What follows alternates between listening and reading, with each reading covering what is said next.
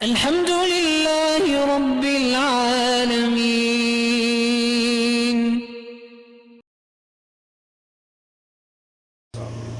نحمده ونصلي على رسوله الكريم.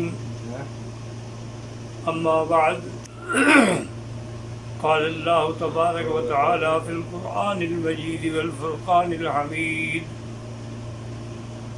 أعوذ بالله من الشيطان الرجيم. بسم الله الرحمن الرحيم. كلوا واشربوا حتى يتبين لكم الخيط الأبيض من الخيط الأسود من الفجر ثم أتموا الصيام إلى الليل. صدق الله العلي العظيم.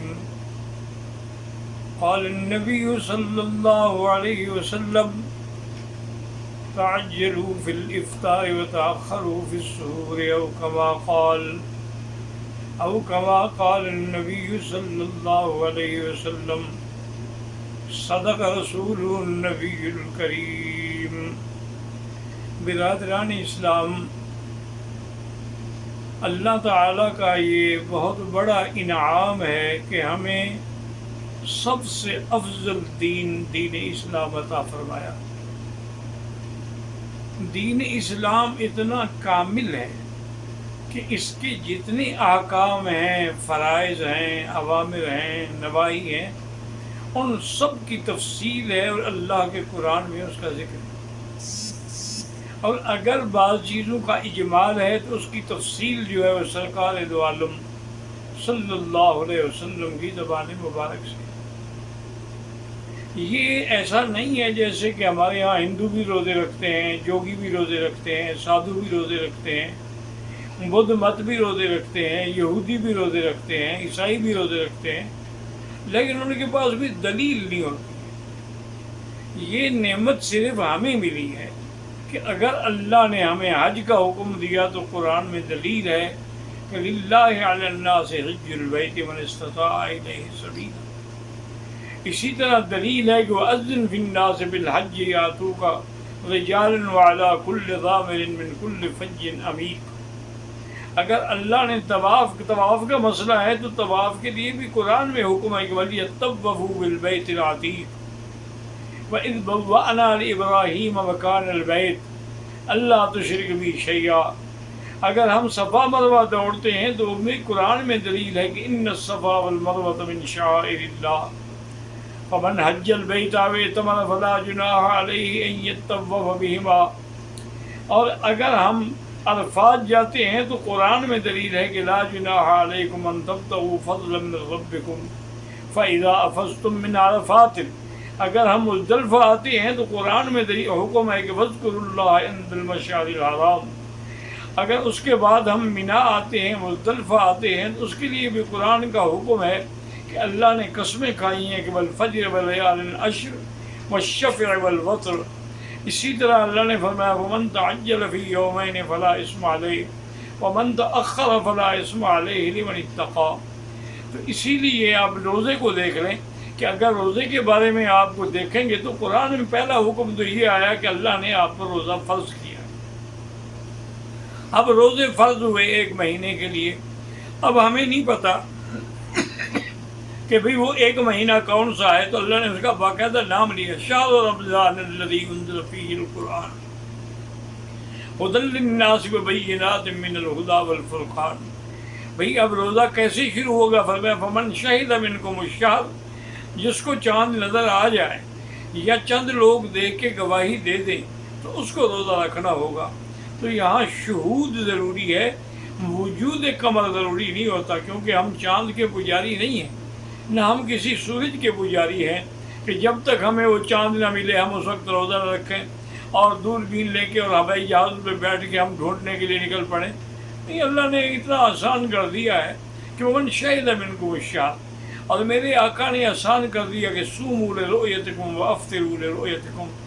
دیکھ کے روزہ رکھو اور دیکھ کے عید کرو، بات ختم ہو گئی.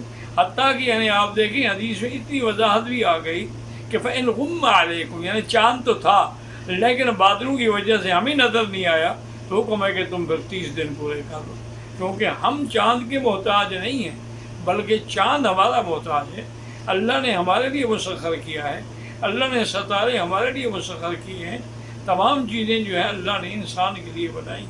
تو اب دیکھیں قرآن پاک نے باقاعدہ روزے کی فرضیت بھی ہو گئی، روزے کا مہینہ بھی ہو گیا، اب روزے کا وقت کب سے شروع ہوگا اس کا بھی اللہ نے قرآن میں بیان فرما دیا، کلوا واشربوا حتی یتبین لکم الخیط الابیض من الخیط الاسود من الفجر، کھاؤ پیو جب تک سفید ڈورا کالے ڈورے سے علیحدہ نہ ہو جائے اس وقت تک کھا پی سکتے ہو۔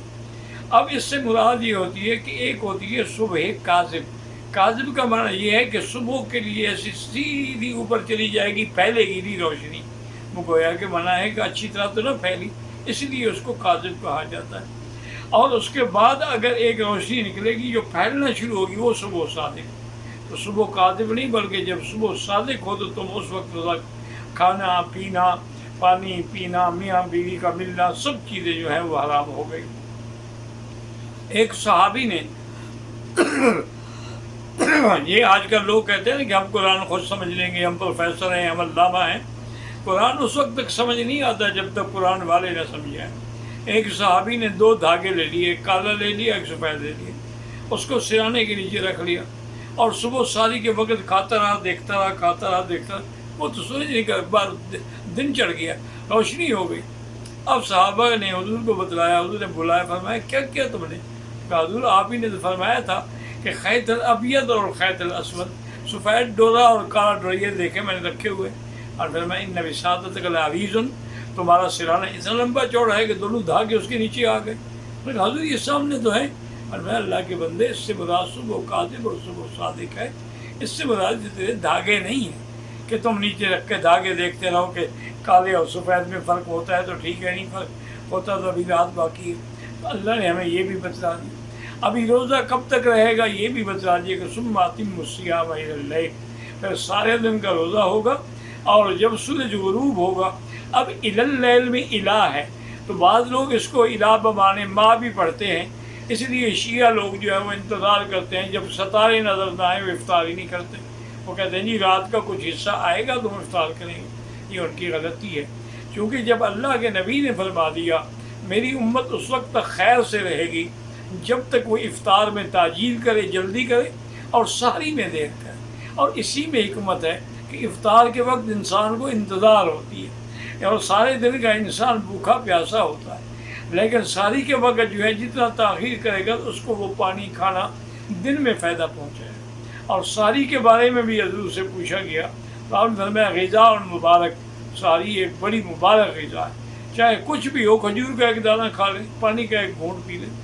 اور یہاں ایک مسئلہ یہ بھی سمجھ لیں کہ روزہ رمضان کا اگر ہو اور رات کو آپ نیت نہ کریں تو روزہ نہیں ہوگا، صبح کو آپ نیت کریں، نفلی روزے میں تو ہو جاتا ہے لیکن رمضان کے روزے میں رات سے نیت ضروری، اور نیت کے لیے یہ بھی ضروری نہیں ہے کہ آدمی کہے بصوم غد نویت من شہر رمضان، بلکہ رات کو آپ کا ارادہ یار میں نے کل روزہ رکھنا ہے، بس نیت ہو گئی۔ ساری کھا رہے ہو، مقصد ہے کہ ساری اسی لیے کھا رہے ہو کہ روزہ رکھنا ہے، بس نیت ہو گئی، زبان سے نیت کرنے کی ضرورت نہیں ہوتی، کیونکہ مقام نیت جو ہے وہ دل ہے، جب دل میں ہے کہ میں نے کل کا روزہ رکھنا ہے تو پھر وہ روزہ ہو جائے گا، اگر آپ نے رات سے نیت نہ کی تو پھر روزہ نہیں ہوگا۔ اور یہ آپ اندازہ کریں کہ پہلے روزہ کتنا مشکل تھا، ابتدا کے اندر یہ حکم تھا کہ جب آدمی رات کو آ کے سو جائے تو نیند کے بعد اٹھنے کے بعد پھر اس کو کھانے کی اجازت نہیں تھی، اس کا روزہ شروع ہو جاتا۔ اب صحابہ مزدوری کرنے والے، باغوں میں کام کرنے والے، وہ تراویح پڑھ کے گھر جاتے، نیند آ جاتی، اب نیند آ جاتی تو اس کے گھر والے ارمان کرتے رہتے کہ افسوس ہے کہ بیچارہ اب تو کچھ بھی نہیں کھا سکے گا، آج بھی نہ کھایا اور جب نیند کھلے گی ہو سکتا تو روزہ شروع ہو جائے گا۔ تو امت پر یہ بات جو تھی بہت بڑی گہری گزری، اور اسی طریقے سے حکم تھا کہ جیسے دن میں روزے کے عالم میں میاں بیوی جماع نہیں کر سکتے، رات کو بھی نہیں کر سکتے، تو ایک دن ایک روایت میں ہے کہ حضرت عمر رضی اللہ تعالیٰ عنہ سے غلطی ہوئی، اور ایک روایت میں ہے کہ ایک اور صحابی سے غلطی ہوئی اور اس نے آ کے حضور سے کہا کہ یا رسول اللہ ہلاک تو میں تو ہلاک ہو گیا کہ میں نے رات روزے کے حالت، اس وقت رات میں بھی منع تھا بیوی کا جماع کرنا، میں نے جماع کر لیا، اب میرے بارے میں کیا حکم ہوگا؟ اس کے بعد پھر اللہ نے رعایت کر دی اپنے بندوں پر کہ حل لکم النساء لیلۃ النساء الرفث فی، أحل لكم أحل لكم الرفث في الليلة في الرفث في النساء ہن لباس لکم وانتم لباس لہن. اللہ نے فرمایا عورتیں تمہارے لیے حلال ہیں، وہ تمہارا پردہ ہے تم ان کا پردہ ہو. تو اب آدمی رات میں اگر میاں بیوی ملتے ہیں اس سے کوئی حرج نہیں، بلکہ حتیٰ کہ سحری کے وقت میں ملتے ہیں اس میں بھی کوئی منع نہیں. حتیٰ کہ علماء نے لکھا ہے کہ اگر سحری کھانے کے بعد مل رہے تھے سحری کے وقت میں، اب اتنا وقت نہیں رہ گیا کہ وہ غسل کر سکے، فرمایا کہ ٹھیک ہے ہاتھ منہ دھو کھانا کھا لیں، سحری کر دیں، غسل بعد میں کر لیں. تو اس وقت تک اللہ پاک نے اپنے بندوں میں رحمت فرما دی اور اجازت دے دی. تو روزے کے ہر حکم جو ہے اس کے اندر موجود ہے. انشاءاللہ زندگی رہی تو پھر لیلۃ القدر اور تراویح پر بھی بیان ہوگا. اللہ تبارک و تعالی آپ سب کے روزے قیام سیام قبول فرمائیں. اور من صام رمضان ایمانا و احتسابا غفر له ما تقدم من ذنبه. اللہ ہمیں ان لوگوں میں شمار کر لیں جن کے گناہ بخشے جاتے ہیں، جن پر رحمتوں کے دریا بہائے جاتے ہیں. یا اللہ اس رحمت کے مہینے سے پورے عالم پہ رحمت فرما کے اس عذاب کو رفع فرما دے. یا اللہ اپنے بندوں کو قید سے چھڑا دے. سارے ہم اقرار کرتے ہیں لا الہ الا انت سبحانک انا کنا من الظالمین. ربنا تقبل منا انک انت السمیع العلیم وتب علینا انک انت التواب الرحیم. وصلی اللہ تعالی علی خیر خلقہ سیدنا محمد و آلہ و صحبہ اجمعین.